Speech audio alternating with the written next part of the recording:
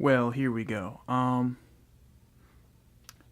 name is Nathaniel Matychuk, and I'm here to talk to you about a wonderful film that I saw last night called Isle of Dogs, directed by Wes Anderson. And the advertising campaign seemed pretty solid for this movie. I think a lot of people knew it's coming out. I think a lot of people know what to expect from Wes Anderson. You hear a lot about symmetry and 90-degree angles with him, and an attention to stylistic detail. All aspects of Wes Anderson's oeuvre. Did I pronounce that right? I hope so, because if I didn't, it would be embarrassing. Well, Isle of Dogs is deserving of the attention in every aspect imaginable. Now, comparisons are going to be made with Fantastic Mr. Fox, which is another extremely excellent film that I have a great deal of love for. I love both films significantly. Fantastic Mr. Fox certainly has more of a flow to it. The jokes and the general story just seem to have more punch, whereas Isle of Dogs seems a bit fragmented in terms of storytelling and characters. The main character doesn't speak English. Well, the main human character. The female lead human isn't introduced till about, a third of the way into the movie, so she's not really a protagonist. And there are several dogs that you're supposed to identify with. So, if there is a weakness of the film, it is the lack of the clear protagonist that Fantastic Mr. Fox has. I mean, Mr. Fox is in Fantastic Mr. Fox clearly the person we're supposed to be focusing on, and the side characters just highlight all the things we love about him and kind of cringe about, some of his failings as a person. But we identify with so many characters. In Isle of Dogs, we continue to identify with many of the characters, but it feels like a film full of side characters and two or three characters that struggle to be protagonists. Now, if there is a protagonist of the movie, it's the idea of man and dog being best friends, or woman and dog being best friends. And the world of, I guess the stop-motion world of Japan that Wes Anderson creates, and all the sculptors and animators create, it's a protagonist in and of itself. The vistas, the cityscapes, the wastelands, visually appealing on a level that Fantastic Mr. Fox isn't quite on par with. But Isle of Dogs does have a big weakness in that, there isn't one person you're rooting for. One character, one dog, one person, I don't know, what have you. And it lacks the strong villain that Fantastic Mr. Fox has. There's the three villains, but there's then the main villain that you really, he's everyone that you just hate in life, I guess. So, while the comparison shouldn't be made, I just made it. Visually, oh my goodness, this movie is stop motion like Fantastic Mr. Fox, but it has so much more going on for it. There's animation. The stop motion is probably a step ahead. It seems like they got their technique down more. The lighting is... They do a lot more with lighting in this than they did in Fantastic Mr. Fox. And like Fantastic Mr. Fox, the two-dimensionality of stop motion works well with Wes Anderson's visual style that he portrays in all of his films. As good as the movie is, and as much feels it'll make you feel, and that desire to adopt all the stray dogs that you see, you do feel like this is the weakest of his last three films. It's better than Darjeeling Unlimited. They're all great films. Don't get me wrong. They're all in the 4 to 5 star range, at least. Moonrise Kingdom and Grand Budapest Hotel, to me are perfect films. They're like my favorite films. They're in that discussion. Isle of Dogs seems just like a really great film. A movie that is a PG-13 family film. It's like everything that we grew up loving as kids, except, a little bit more for adults.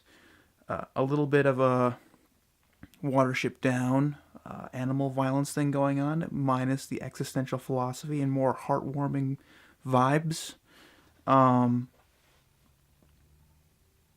yes, see this in theaters, because the detail and the artistry of the sets and the characters, just the levels of sound production that go into it, a theater experience really is going to bring all that out.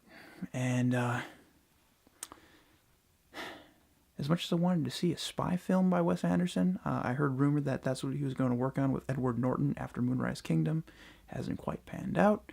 I would love to see like a James Bond style movie from Wes Anderson, obviously with Wes Anderson's style and just like, the sort of fantasy unrealism of it all.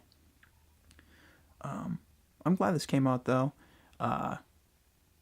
Yeah, you will feel all the feels. You will want to adopt all the stray dogs, even the biters, and just be filled with feelings of empathy and warmth. And maybe watch Seven Samurai, which this movie homages in a beautiful, beautiful way, as well as the Yojimbo film, or anything by Akira Kurosawa. The main villain kind of had a Toshiro Mifune, contemporary style that you might see from,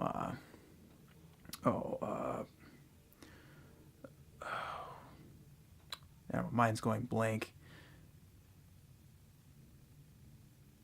Well, Toshiro Mifune's more contemporary work with Akira Kurosawa, where he's more of an executive, either protagonist or villain, or somewhere in between.